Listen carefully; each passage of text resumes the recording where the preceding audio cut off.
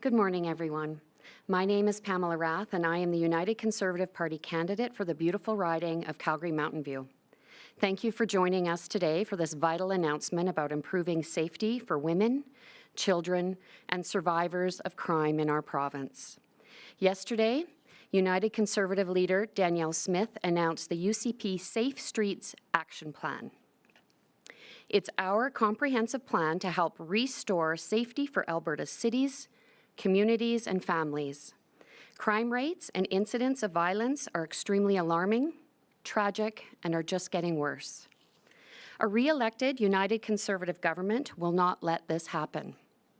We will do whatever it takes to ensure that Albertans feel safe on their streets, in their homes, and in their communities. United Conservatives have already taken steps forward to improve safety for all Albertans. We launched a human trafficking task force and provided funding to implement the resulting recommendations. The UCP also changed the law to ensure that convicted sexual offenders and dangerous offenders cannot legally change their names to hide in our communities. In addition to these measures, the UCP deployed sheriffs to work alongside Edmonton and Calgary police services, resulting in thousands of warrants executed and hundreds of charges laid. The Safe Streets Action Plan builds on these accomplishments and will move Alberta forward by targeting criminals and creating safer communities for all of us. I'd like to now welcome my friend Jeremy Nixon, candidate for Calgary-Klein, to speak about how the Safe Streets Action Plan will better support women, children, and survivors of crime. Jeremy? Thank you, Pam.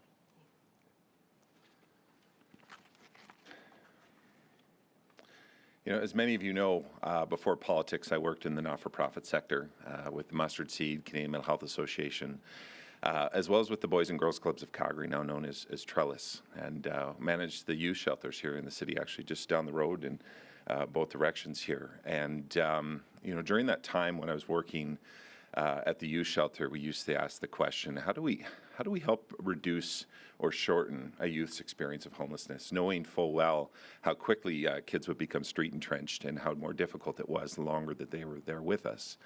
But after a short while, we started to ask the question, how do we make sure that youth never have to experience homelessness at all? And I think that's part of why we're here today, and a big part of this announcement, this investment in prevention and helping equip people with the tools to be able to combat sexual violence and assault within their communities. We know that many of the individuals that experience homelessness have experienced sexual violence, sexual assault at some point in their life, and it was a big part of their story and the trauma that we see and the challenge that we face still on the streets and for many who are experiencing homelessness within our community. I remember working with one such person. Her name was Debbie, and one of her first childhood experiences was sexual assault, and she lived with that trauma until she was 19, and she was at our shelter, and we worked with her to help her get the supports that she needed to overcome that trauma, to overcome that addiction. She then went on and went back to school and got her life in order. But after she left our program and got into her own home, she ended up in a relationship, an abusive relationship. And I still remember that day when I got the phone call that Debbie was at the hospital, and racing to see her there. And we spent I don't know how long talking, and but she was able to pull out of that, and we were able to help support her through that crisis. But that's also why we're here today, to make sure that individuals like Debbie get better supports earlier for the traumas that they receive young in life, but also that they have the tools to be able to prevent them from ending up in a situation like what she ended up in. We will bolster support for victims of violent crimes. One of the ways that we hope to help prevent more incidences of domestic violence is through enhancing awareness through our Clare's Law program. We first introduced Clare's Law back in 2021 to enable women to seek out information on their intimate partners so that we can help them protect themselves. Clare's Law gives people who feel at risk of domestic violence a way to get information about their partner's possible history on domestic violence or sexual violence, so that they can make informed decisions about their safety. Alberta's version of Clare's Law is named after a young woman who was killed by her ex-boyfriend who had a history of violence. Over the next 2 years, a re-elected United Conservative Party government will undertake a comprehensive advertising campaign to ensure that all Albertans are aware of this vital life-saving program. Our United Conservative Party is also committed to helping protect our children from online predators. With children spending more time online, they are at risk of being approached by those who want to do them harm. The United Conservative Party will increase funding to Alberta's Law Enforcement's Response Team, Internet and Child Exploitation Unit, ICE, to target offenders and bring them to justice to help, but also to help ensure that fewer children have to experience the trauma of being victimized through sexual assault. Funding will allow the ICE unit to create an engagement team to educate parents, children about the dangers of this online world, what to watch for, and how to get help. The number one job of a government is to make sure that we are protecting children and families in our communities. By increasing support to this essential frontline service, our United Conservative government will help ensure that victims of crime have the tools that they need to be able to report these crimes and the supports that they need to heal. I'd now like to invite my good friend and colleague, Tanya Fir, the candidate for Calgary-Pagan, to the mic. Tanya. Thank you, Jeremy, and hello, everyone. We know that women and children are disproportionately impacted by violence, and in particular, domestic violence. To help support women and children who are at risk, a re-elected UCP government will provide $20 million for women's shelters and for sexual assault counseling. Alberta's network of sexual assault centres provides essential services for children, youth, adults, and seniors, regardless of gender. A $10 million funding injection will ensure they continue delivering vital services like counseling, police and court support, as well as programs to prevent sexual violence in both rural and urban communities across Alberta. Having access to supports and early intervention services offered by women's shelters and sexual assault centres is critical. Women's shelters are vital to breaking the cycle of abuse. They give women and families facing domestic violence a path to escape unsafe situations. They provide counseling and support services to allow the survivors of domestic violence to get back on their feet and rebuild their lives. United Conservatives will ensure women's shelters in Alberta can help more women, children, and families with a $10 million funding increase. Albertans are looking for a government with a credible plan to address the increasing crime in our communities while protecting survivors. These initiatives, combined with increased funding for the ICE unit and improving awareness around Clare's Law, mean that the United Conservative Party will improve safety for women, children, and survivors of crime in Alberta. The Safe Streets Action Plan will move Alberta forward and create safer communities for all Albertans. Thank you, and I'd now like to invite Kim Roos, CEO for Fear is Not Love, to make some remarks. Thank you, Parliamentary Secretary Fir. Thank you as well to Minister Nixon and Pamela Rath for being here today. I am pleased to be here today to share my experience as a sector leader working in domestic violence prevention and intervention. By standing here today, our hope is that we can continue to raise awareness about the critical needs our sector faces. Domestic violence and abuse is a complex issue that has touched the lives of thousands of Albertans, either directly or indirectly. Our province has among the highest rates of domestic family violence in the country, a crisis that has only intensified during this pandemic. While I stand here before you today, sharing my perspective in a campaign setting, we know that domestic violence is an issue that transcends politics. It is not a partisan issue. Every person in our community, sector partners, law enforcement, first responders, and yes, elected officials have a role to play in keeping our community safe and strong. It has been our experience that there is a strong will among partners to end domestic violence and abuse in Alberta, and we're really grateful for that. As one of the largest domestic violence prevention and intervention organizations in the province, we are committed to working closely with all partners and all individuals that look to effect change on this critical issue. While we seek to be innovative and collaborative in how we approach this complex issue, we know that raising awareness about family violence helps the community step up for those in need. At Fear is Not Love, we aim to elevate the conversation about domestic violence and abuse, to educate and to inspire Albertans to start a new dialogue, to break down barriers and dismantle the stigma. We know that the more we talk about the issue, the better equipped we are to address it as a community. No one agency can do this alone. Women's shelters play a critical part and role in the daily lives of women and children living in fear, seeking safety and refuge. With increased support, those in crisis can continue to count on women's shelters. Investments to increase the awareness of Clare's Law and increased funding for women's shelters represent steps in the right direction on an issue that has, for far too long, existed in the shadows of the community. It's time we change the conversation about domestic violence and abuse, and the more we openly talk about this issue without judgment and stigma, the more that we can collaborate and innovate, and the closer we come to ending this issue in our community. Finally, I'd like to share that there are supports available for people fleeing the wildfires, as well as people looking daily for support from domestic violence and abuse. We encourage you to reach out to any of the providers in the province.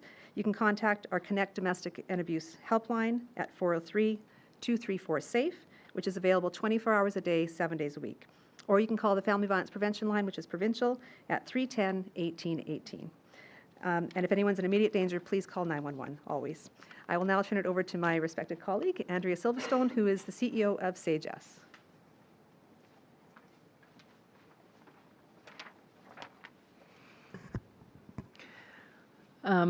Good morning, everybody. I'm really pleased to be here today to talk about Clare's Law and its role in connecting Albertans who have experienced abuse with relevant local supports.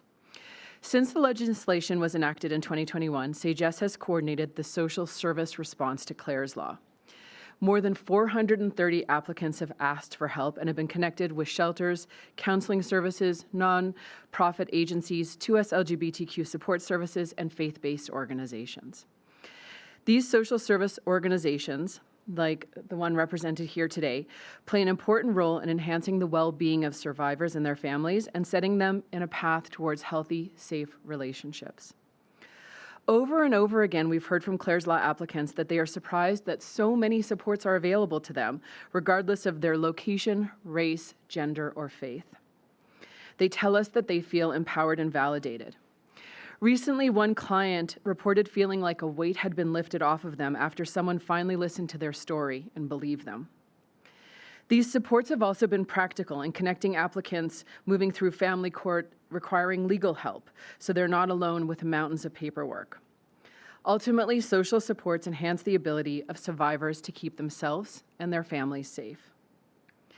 Well, 420 Albertans connected to supports is very good news, and it is very, very good news. It's much better news than we ever expected when Clare's Law was enacted. We need to do more. In 2014 survey, 1 in 3 Canadians reported experiencing domestic abuse. This violence has very severe consequences, including 165 domestic violence-related deaths in Alberta over a 10-year period between 2011 and 2020.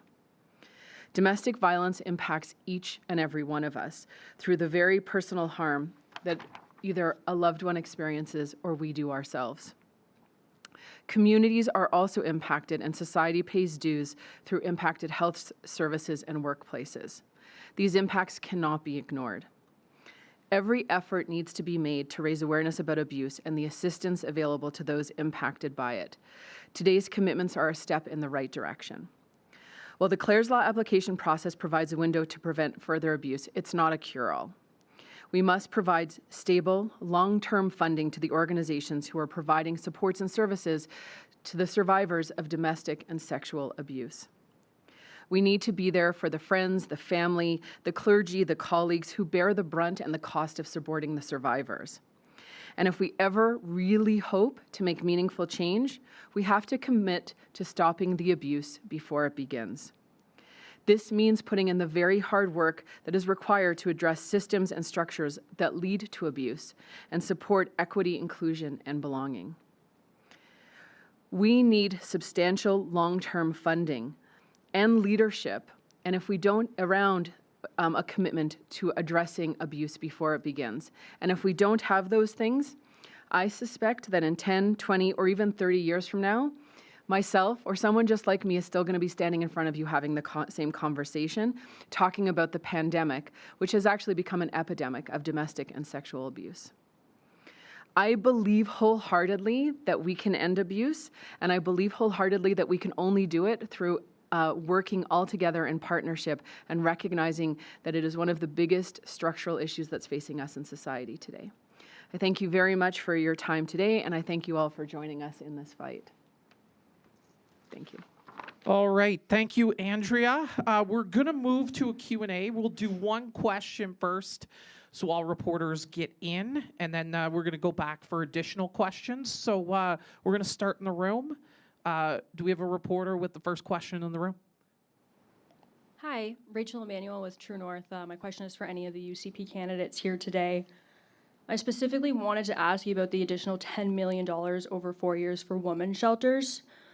When we're talking about the issue of women's shelters, I'm wondering what a UCP government's response would be to biological men or trans women accessing said women's shelters.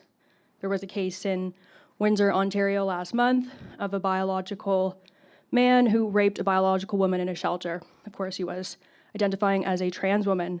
So I'm wondering what a re-elected UCP government's response to this would be. You know, does this funding matter if we're not able to actually protect women once inside the said shelters? You know, before the election started, I had the opportunity to sit down with most of the leaders of the sector, executive directors, as well as the chairs of the women's shelters and shelters, domestic violence shelters across this province. And one of the very important topics that came up was the concern about making sure that individuals of all genders have a safe place to be able to go and get the support, that it's not just women that are experiencing domestic violence. And so I was very excited to be able to have that conversation, and very excited to commit funding to Jesse's House in this year's budget to make sure that they had the resources and tools, as I know they are focused on making sure that individuals of all genders are going to be able to have a safe place to be able to go after experiencing domestic violence. Thank you. Next question, Alex. My question is for any of the lovely individuals up front. So according to Statistics Canada, only 1 in 5 cases of sexual assault are reported to police and result in a trial. Less than 1 in 10 result in a conviction. In 2021, Alberta, we saw a 21% increase in reported cases of sexual assault. Now, can the Alberta government comment on the role Clare's Law has had in increasing support for victims of this heinous act? Thank you. Excellent. Actually, are you able to comment on that, Andrea? Yeah.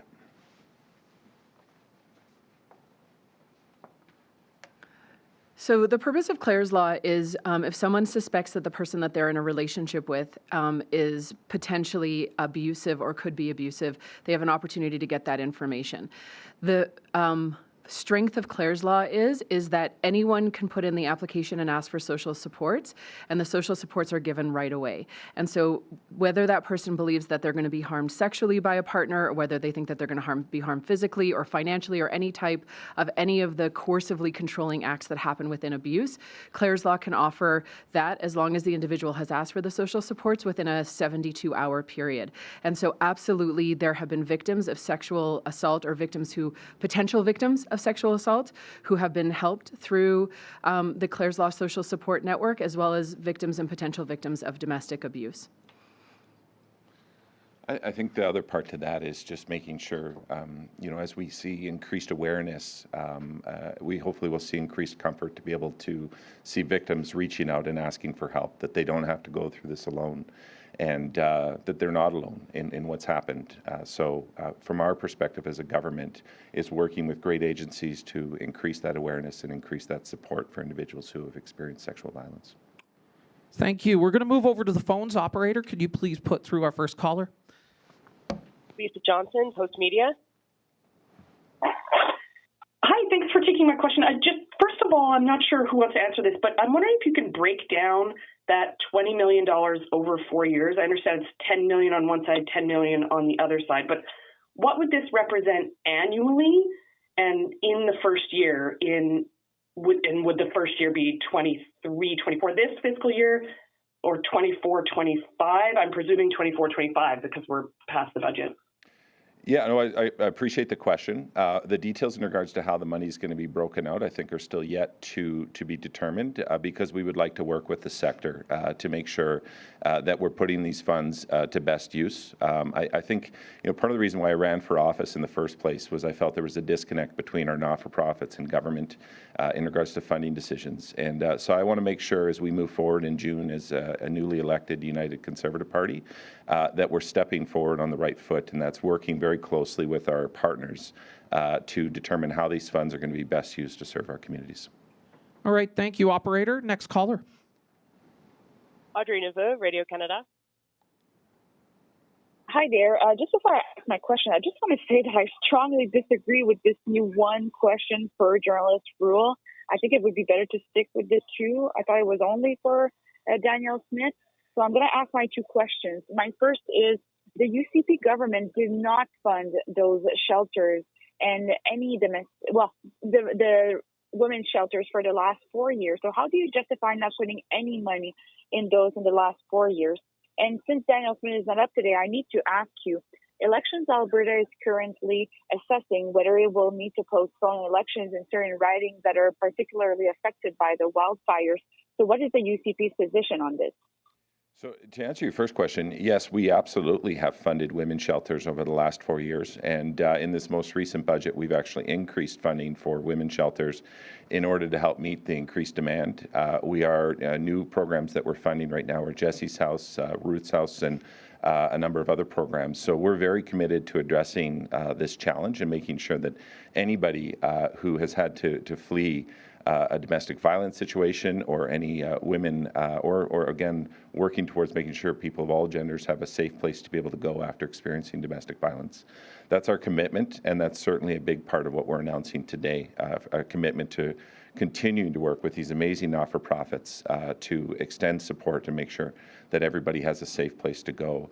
In regards to extending the election, that is an election officer's decision, so I would refer you to the election officer in regards to it would have to be his choice to determine whether or not the emergency is great enough. And as far as we know, the election is still happening on May 29th, and we're moving towards that end. Thank you, operator. Next caller. Michael Rodriguez, Calgary Herald. Hi there. I'm not sure who's best fit to answer the question regarding the UCP safety plan announced yesterday. I just spoke with a criminologist who's questioning the province's authority to impose what appears to be a blanket bail recommendation to put ankle bracelets on violent repeat offenders. He says the province likely doesn't have that power as bail conditions are imposed by judges. How does the UCP plan to act on that pledge? So, I apologize. I don't feel that I'm equipped to answer that question, and I would refer you to the Premier and Mike Ellis's statements on that. Thank you. Operator, can you please put through our last caller? Catherine Grigowski, Alberta Today. Hi, thanks for taking my question. The Alberta Council of Women's Shelters has put out about 15 questions, and they go beyond just funding to some legislative and system-wide transformative changes. I'm wondering, are we going to see further announcements on domestic violence and sexual violence policy, or is it just going to be this one funding announcement today? Well, I had the opportunity of meeting with, as I said, the women's shelter leadership just recently before the election started, as well as a number of individuals that run the sexual assault centers. And I know my colleague, Tanya Fir, has been spending the last 8 months going around and meeting with numerous organizations that serve both in domestic violence as well as sexual assault. And so our government is very committed to making sure that we move forward in partnership with these great organizations to ensure that they're well funded to address these concerns in our community. And that's a big part of what today's announcement is it's a statement that we want to work towards a partnership with these organizations prioritization and ensure that there's enough funding there to be able to address it. But as you note, there's numerous things that we need to do. Policy, and it was a very robust conversation that took place, and I'm very eager to be able to sit down with them again in June and continue that effort to plan how we can address these complex issues going forward. So as a newly elected United Conservative Party. All right, thank you, everybody. That's all the time we have.